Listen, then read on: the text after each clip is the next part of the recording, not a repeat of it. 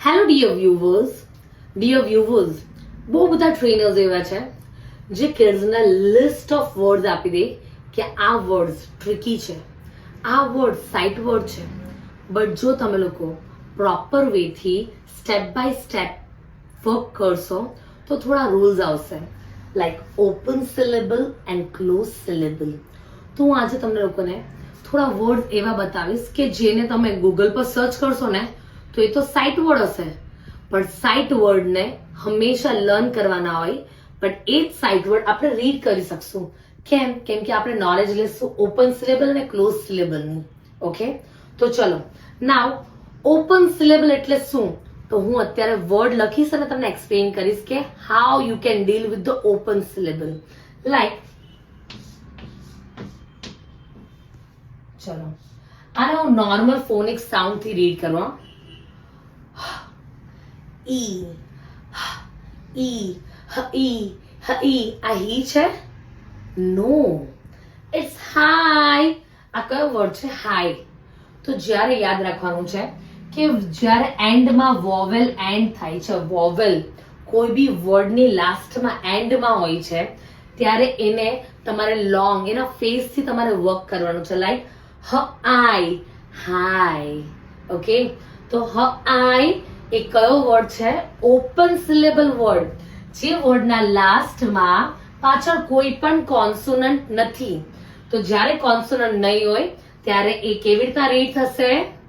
એના પાછળનો જે પણ લેટર છે, જે પણ વોવેલ છે એના ફેસને બોલવાનો છે. ફોર એન એક્ઝામ્પલ,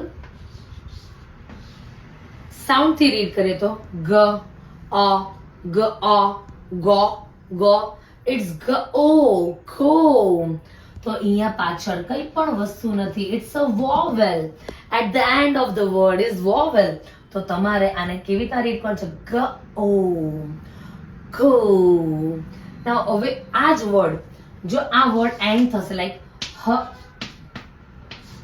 ઓકે, તો હવે હું હ આઈટ આઈટ એવું રીડ થશે?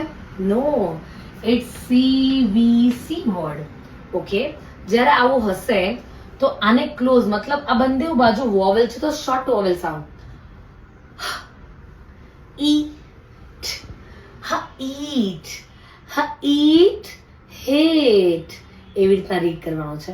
ઓકે, ક્લોઝ સિલેબલ હોય ત્યારે નોર્મલી આપણે જેવી રીતના રીડિંગ કરીએ છીએ એવી રીતના જ રીડિંગ કરવાનું છે.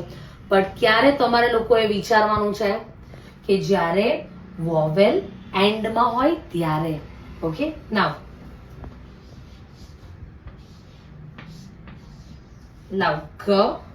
God, God, it's also a CVC word.